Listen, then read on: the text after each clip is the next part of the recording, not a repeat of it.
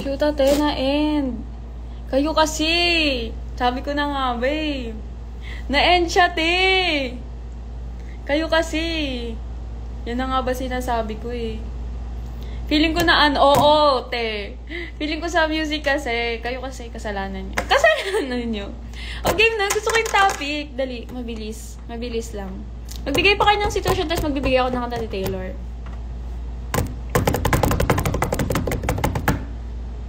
Hindi ko inend, te. Inend ba? Hindi ko inend. Feeling ko na ano nga, dahil sa music.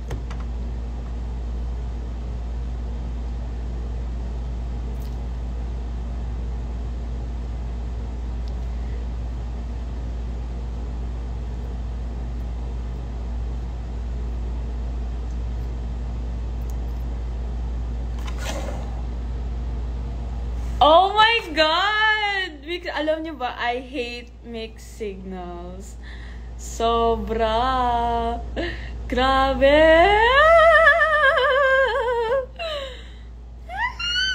Naiinis ako. Crush ko siya tapos malalang mixed signals. I don't know. Feeling ko ano. Pwedeng guilty as sin for me. Though, iba-iba, pwede, sa mga kanta kasi, for me, iba-iba meaning yan, kahit, pero, iba meaning yan, para kay Taylor, syempre siya nagsulat, pero, pwede din kasi, alam mo yan, yung double meaning, ganun. Kasi ang guilty as in, para siyang, hindi naging kayo, tapos, nagdedalulu ka na lang ng mga bagay na gusto mong gawin. Oh my God. Hoy, wala lang to. Gusto mong gawin nyo, pero hindi nga naging kayo. Kumbaga, he's a paradox, okay? Grabe yung mixed signals niya, ganon. Tapos, kaya nga yung lyrics nun is, what if he's written mine, written on my upper thigh, only in my mind. So, like, sa utak mo lang siya, te. Kumbaga, sa utak mo lang siya naging kayo. Ganun. My God, I love it! Sige pa. Bigay pa kayo ng sitwasyon, te. Magbibigay ako ng kanta.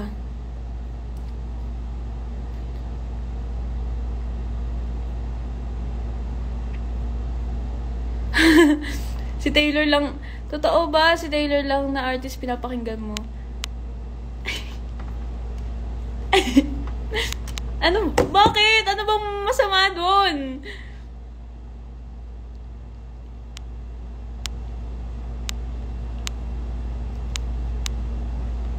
Wala na. Ano ba yan? Naghahanap ako. Ganda mo. Hi, Casey. Thank you. Tumuga ako.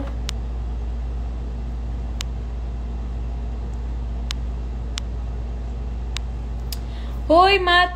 Papadala ako sapatos, ah. Yes! Hoy, nagsabi na ako kay Dustin. Hoy, miss ko na kayo. Tagal ko na kayo hindi nakikita. Wah!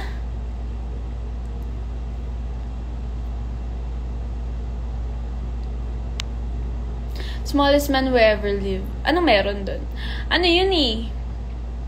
Kay Matty Healy yun eh. Okay, fine. Miss you too. Okay na. Basta shoes ha. Mga 5 yun. Mga next week. Dapat, nainis kasi ako kay Dustin.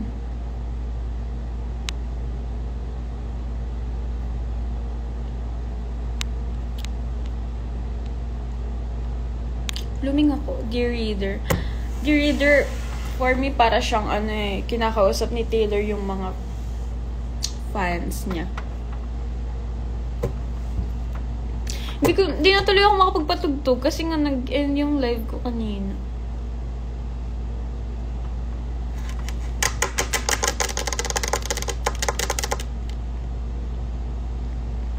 Oh my God, ang sakit naman nito. Gustong-gusto ko siya to the point na handa ko gawin just for him. Shit, may kanta si Taylor niya na parang gusto niyang i-give up. Kaso di ko maalala yung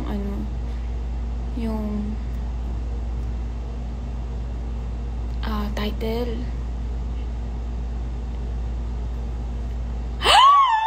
Oh my God, I love this one. I love this one. Hey?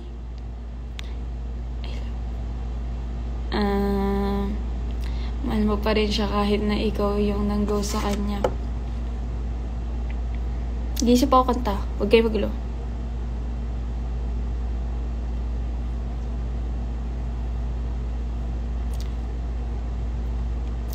Kung nang-ghost ka, pwedeng getaway car. Yes. Pwede ring,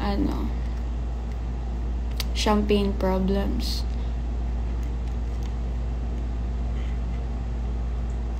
Ayan. Nag-iisip ako. Marami pa, be. Illicit affairs. Kabit yan, eh. Hindi, madami siyang madami siyang meaning. Kasi, sa folklore kasi, may love triangle, ang tawag dun? Yung folklore love triangle na kwento, which is si Augustine, James, and Betty. And then yung illicit affairs, sabi nila, may mga nagsasabi tungkol daw yun, syempre, affair nga eh. Related siya sa love triangle nga nila Augustine. Tapos, pwede din kasi siyang makarelate sa mga taong yung, parang malaki age gap nyo. Parang, or hindi naman malaki, matanda lang sa'yo yung guy. Tapos, parang, ginagawa kanyang tanga. Ganun. Kasi nga, don't call me kid, don't call me babe. Basahin yung lyrics. Pero ganun, ayun na. Nagbigay na ako ng idea.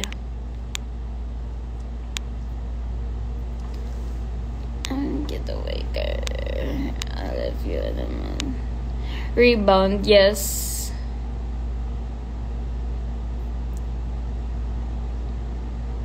Pero kasi, hindi lang siya minahal yung getaway car kasi paglalaban ko to usapang tayo paglalaban ko to, hindi lang siya pang rebound. Actually, hindi, mali yun. Oo, pang rebound siya, pero dun kasi sa pinaka meaning nung kanta, minahal pa rin naman siya nung girl, kaya lang may mga part nga dun na parang sinisisi niya yung basta kasi nainis ako. Basta hindi. Minahal siya nung girl. Minahal siya. Pero, story yun nila, nila Calvin Harris and si Tom. Si Loki sa Marvel. Tsaka si Taylor Swift.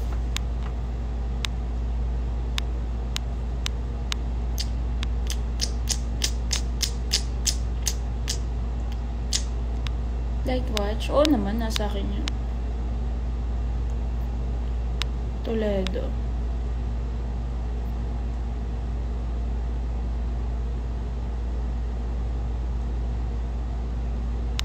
Back to December, ayoko dyan. Alam niyo, sa lahat ng kanta ni Taylor, sa Back to December, ayoko makarelate.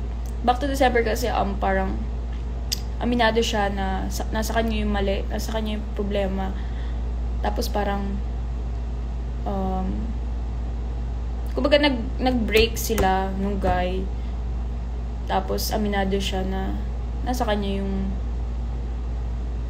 problema, yung mali. And nagsisisi siya doon.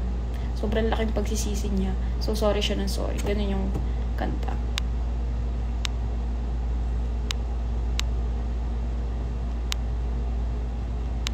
Ayoko sa TikTok,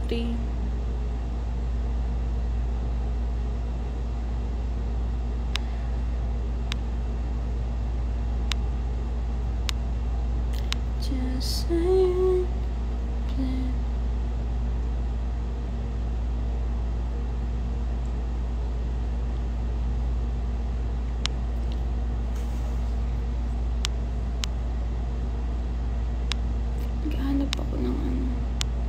Love-hate relationship. Ano? Ayoko niyan. Ayoko talaga niyan.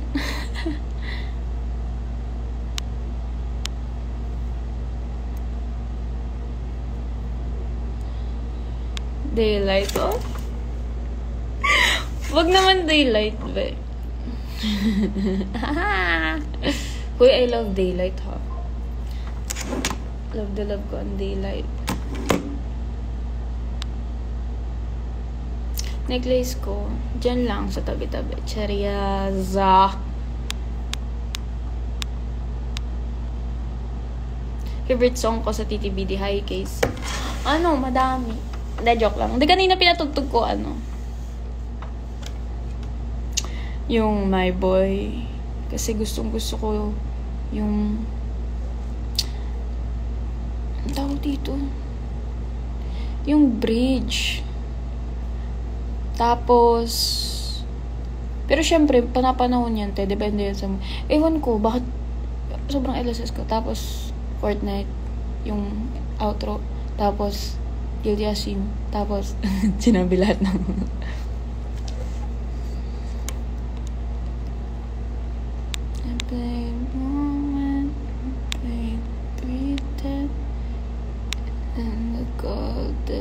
Snow on the Beach. Oh my God, maganda ang Snow on the Beach.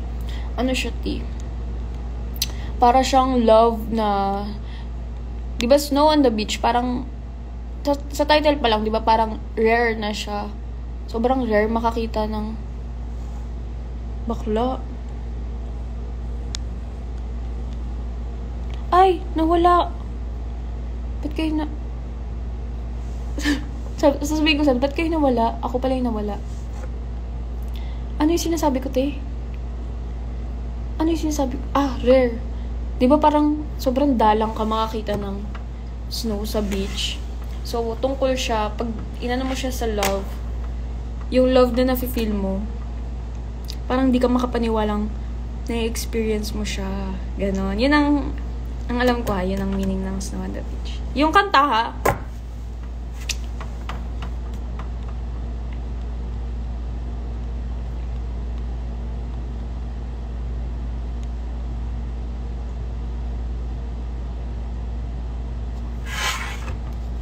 Dear John, ano siya eh? Kay John Mayer siya eh. Ano yan? Pangit yan. Hindi ko fantasy yan, te, Ano yan? Parang tungkol siya sa malaking age gap. Adult na yung guy. Tapos, ang alam ko yung girl doon sa kanta is 19 pa lang.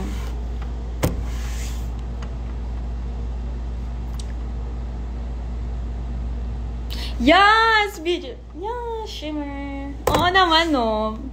Kaya inano ko na yun, ang tawag dito. Tiniktok ko na ba? Oo, tiniktok ko na yung Tony Taylor Swift. Oh, I'm falling in love. Labyrinth. Just sailing away again. It was messaging about lover. Huwag naman lang lover. Lover, hindi siya ewan ko, basta minalaman kasi kaming mga Swiftie eh.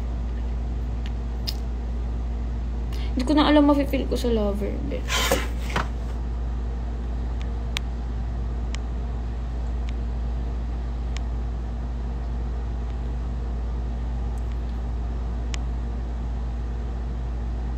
Oo naman, champagne problems. I never was ready, so I watch you go. Grabe ako dyan, bakla.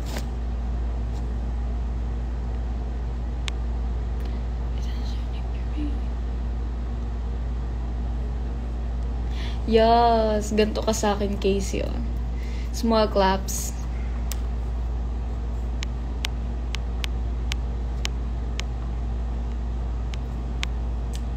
All this touch on the Chevy door, remember flash and if I look good, this time was once a madams. I made a joke when it's made for me. Ay, bakla! Ang OA.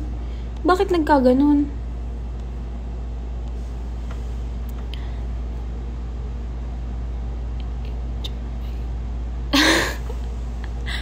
The fuck? Wait lang, natawa ako.